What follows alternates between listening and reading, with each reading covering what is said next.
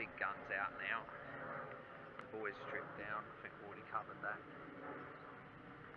Put the light segment in the top fairing, and then I've moved on because I've got these R&G crash protectors. Now the logic was this stupid device here, you know, which is absolute garbage at the end of the day. You know, the curve in it makes it so weak. You don't have to drop your bite anyway, but it makes it weak. But anyway, let me just open the case up here because I just remembered we're losing sound. Right, that should give you better sound. So yeah, I've whacked it on its centre stand for now. I weren't too worried on the fairing and stuff, and I'll put a block under the engine there. I'm going to take the weight because as far as I can tell, we're taking this bolt off that goes all the way through. That scares me quite a bit. Goes right through the engine. Apparently we might need to whack that out. And then these go into the engine as well. I assume we ain't got to undo the pinch bolt. He never mentioned it. Or they just go into this mount, but just thought I'd support the engine. I didn't like the look of it. So new rad's on the way. Sucker was hanging off two ends. Right, let's have a look at these puppies now. Yeah, so going back to these stupid hangers, those things there, to get that kit, because they don't sell them separately, is £1 ton. No, sorry, it's £1 ton plus if you can actually get hold of them. So obviously this should replace those, and was £1 ton. I actually picked it up direct. You get them for about 100 off of eBay, or direct it's 99 and £5 delivery. And I'll tell you what, normally I find R&G seems a bit dear because sometimes you've only got a thin bit of metal, but these are absolute monsters. I mean, look at, you got the centre bar all the way through the engine there, but these lumps of aluminium, Christ, they're beasts. So I'm going to fit that. I'm going to try and do that with the camera going as much as possible, but I might just start dismantling without. What you do is, what the instructor says, and obviously we get one bar through before we get the others out, so we won't get too much out at once. That's it, I think, for the minute. That's what we're going to do. But yeah, overall for the ton, I'm very happy with that because I'm getting crash protectors plus. Although, I'll tell you what, right, if I'd crashed with these sticking out, the reaction would have been quite different because obviously with those, the little small things, let's just find them, as the mount, they're sort of right in the fairing. So you just skim across them like you skim across the fairing. I mean, it's a rare kind of impact. Obviously the other crash protectors I'm going on the track day, so they'd be a lot better if you drop it on the floor. A lot better. Right. I'll try and get stuck in and I'll record anything of interest. So I think this is going to be good fun. See you soon.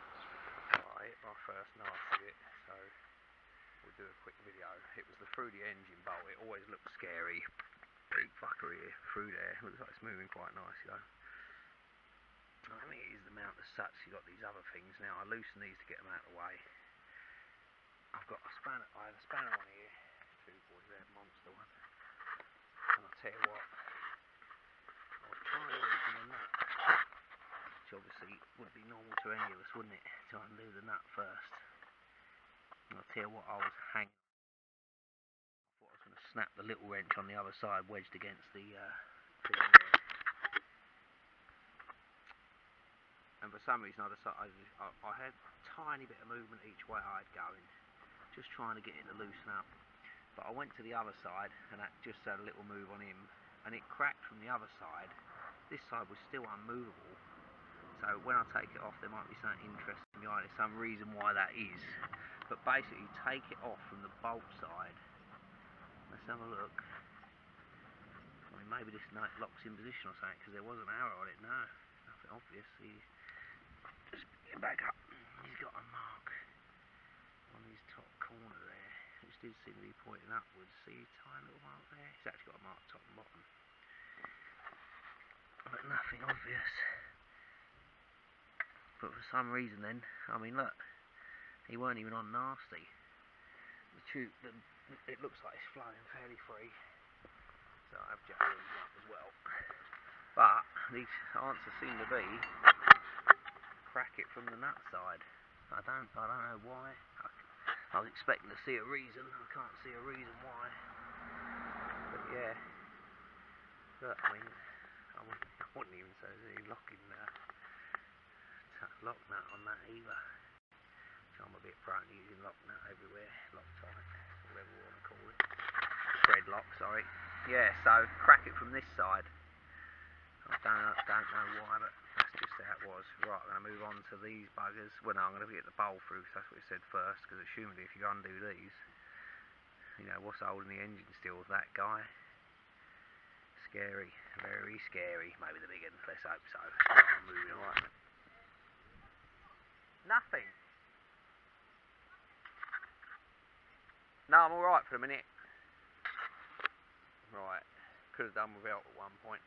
I'm alright now. Right, so this seems to be the one for this side. This one was really mangled.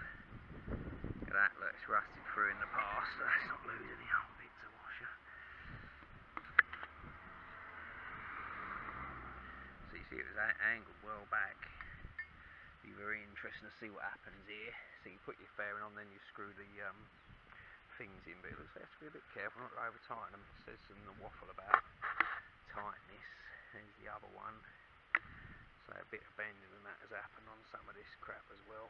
So we'll have a look at that. But yeah, that's them through. Getting this engine bolt through was horrible. Getting this bolt in was horrible on your own, because there's a spacer there. And I say you're constantly worried that the engine might be dropping down as well. Forcing to tighten up the rail. Go for it now. But if I'd done an engine video, it's got these monsters, say fairing still to go on, I'll do that later, but the front fairing's all back on. Looks pretty good, because the plain black does go straight in with it, diamond black metallic. Some good fingerprints to sort out. Quite like this silver and red, but a bit of polish caught under the edge of it, and while fitting it on my own, as my useless kids, I didn't realise this edge here was sitting underneath the wedge thing there. It was on top of the thing scraping while I was moving it about. New bolts in there. Right, this thing's put back together.